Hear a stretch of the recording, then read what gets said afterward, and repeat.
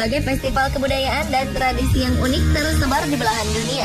Beberapa di antaranya tergolong aneh sekaligus ekstrim. Cobalah berkunjung ke negara-negara seperti Jepang dan Eropa. Di sana terdapat tradisi yang cukup menyeramkan dan berbahaya yang selalu dilakukan penduduk lokal.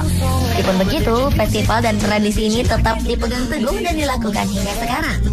Seperti apa festival ini? Berikut on the spot merangkumnya dalam 7 festival berbahaya penantang maut di dunia.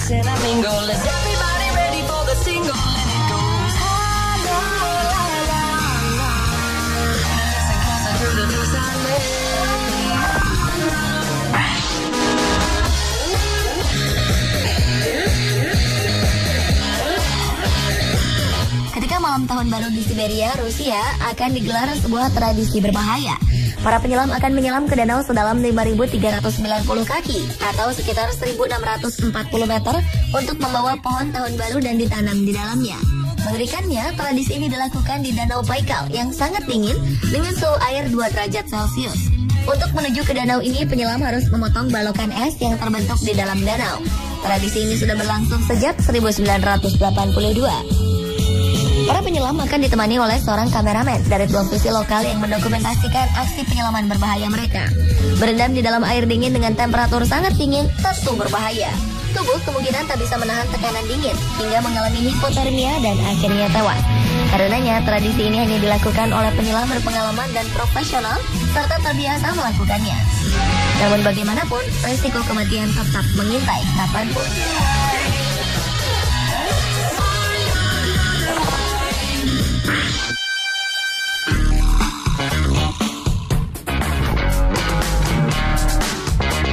Berikutnya adalah tradisi musim dingin dengan melibatkan banyak peserta.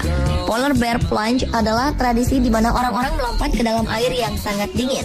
Walaupun tahu akan mendapat risiko berbahaya, antusiasme masyarakat mengikuti festival ini sangat tinggi. Nyatanya, beberapa negara seperti Inggris, Belanda, dan Kanada menjalankan tradisi ini. Acara terbesar terjadi di Amerika Serikat, tepatnya di Sandy Point State Park, Maryland. Mereka melakukan tradisi ini saat musim dingin untuk menggalang dana bagi organisasi amal. Sebelumnya, peserta harus menandatangani surat persetujuan akan semua resiko yang bisa terjadi. Melompat ke dalam air sangat dingin bisa menyebabkan cedera serius seperti kelumpuhan, hipotermia, bahkan mungkin kematian. Semua itu dirasa sebanding dengan kenikmatan yang didapat para peserta dan hasil donasi yang akan disumbangkan. I want a girl who gets up early. I want a girl who stays up late. Baby, you're a star, you are. Come on, let you go. Festival berbahaya di Yunani ini berawal dari kejenuhan masyarakat berdoa di gereja pada malam Paskah. Mereka pun melampiaskan kejenuhannya dengan membakar petasan dan kembang api ke arah gereja. Dan tak jarang mereka saling berperang petasan antar gereja satu dengan gereja lainnya. Perayaan yang umumnya dilakukan pada Minggu Paskah di pulau kecil Chios ini sangatlah unik. Ada perang petasan antar dua gereja. Pagi harinya, orang-orang berkumpul menjejerkan ribuan petasan dan kembang api di halaman gereja sebelum dinyalakan. Menjelang sore, petasan dan kembang api ini mulai dinyalakan dan saling meroket ke segala arah hingga malam hari. Tradisi ini mulai terselenggara sejak 1889. Festival ini dapat merusak rumah hingga menyebabkan kebakaran. Meski berbahaya, orang-orang tetap melakukan tradisi ini sampai sekarang.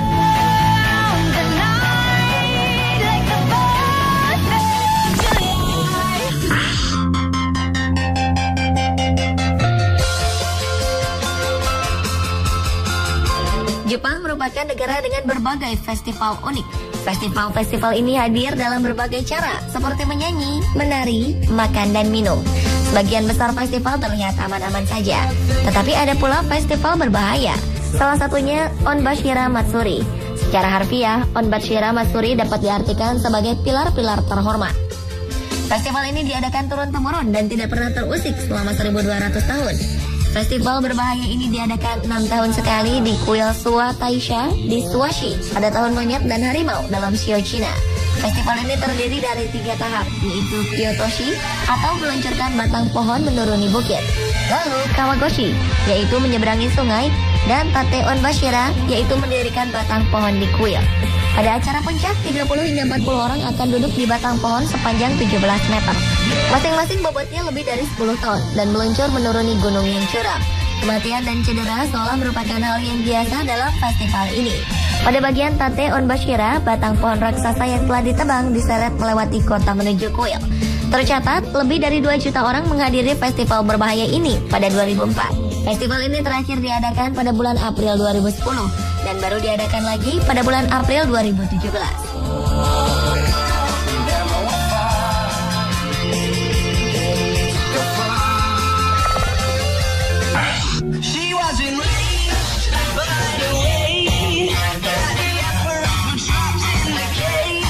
Kembang api ditembakkan ke udara, bukan ke kerumunan orang. Namun saat perayaan Tahun Baru Cina di Yanshui, Taiwan, mereka akan menembakkan kembang api dan petasan ke arah kerumunan orang, baik peserta festival maupun turis. Bagi para penduduk desa pertanian ini, awalnya festival ini diadakan untuk menakuti roh jahat dengan cara menembakkan petasan dan kembang api berbentuk roket ke arah parade manusia. Dan sekarang ritual ini dilengkapi dengan peluncur petasan roket yang lebih canggih. Untuk meminimalisir dampaknya, para partisipan menggunakan perlengkapan pelindung. Namun rupanya hal ini tetap tak dapat menghindarkan orang-orang dari cedera iritasi mata dan tubuh terbakar setiap tahunnya. Meskipun sebagian besar wisatawan tertarik untuk mengikuti festival ini, namun adrenalin dan nyali mereka biasanya mulai surut ketika serangan petasan mulai melukai tubuhnya.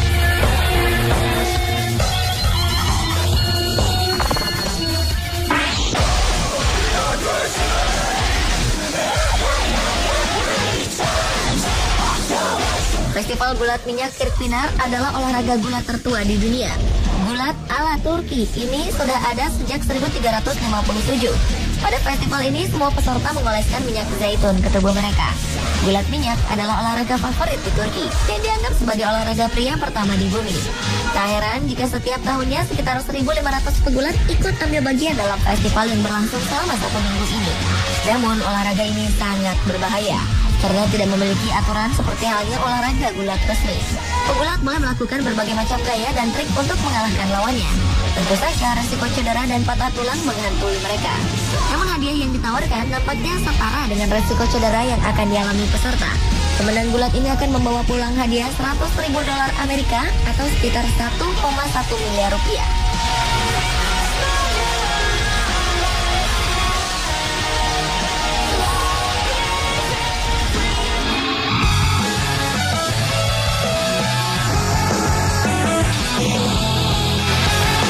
Kembali ke Jepang. Ini merupakan festival yang dilakukan masyarakat Jepang tepat sehari setelah Hari Kasih Sayang Valentine, yaitu 15 Februari. Festival ini terkenal sangat brutal dan berbahaya, di mana para peserta akan dibagi menjadi 2 kelompok besar, yaitu utara dan selatan. Mereka akan sama-sama memegang bambu dan mulai berkelahi satu sama lain. Tujuannya hanya satu, yaitu menyebabkan luka terbanyak pada musuhnya. Legenda dan kepercayaan menyebutkan bahwa pemenang perkelahian ini akan menikmati tahun yang sejahtera, serta hasil panen akan lebih berlimpah sepanjang tahun. Satu hal yang pasti, meskipun festival ini menarik ratusan perhatian turis dan pengunjung, resiko terkena cedera sangatlah tinggi. Karena dalam festival ini baik partisipan atau wisatawan akan beresiko terkena serangan dan hantaman tongkat bambu.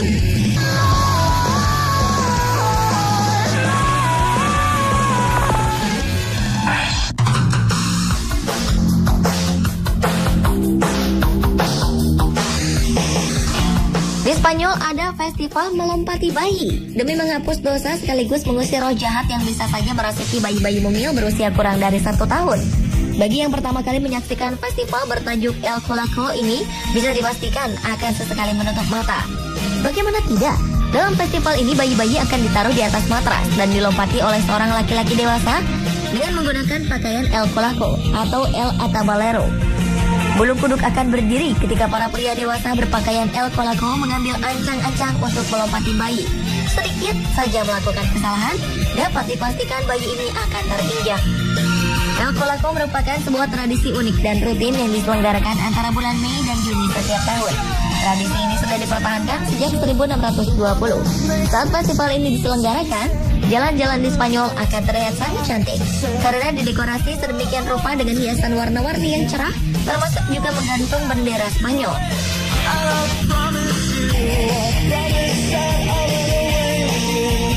Pemirsa, inilah beberapa festival berbahaya yang menantang maut versi on the spot.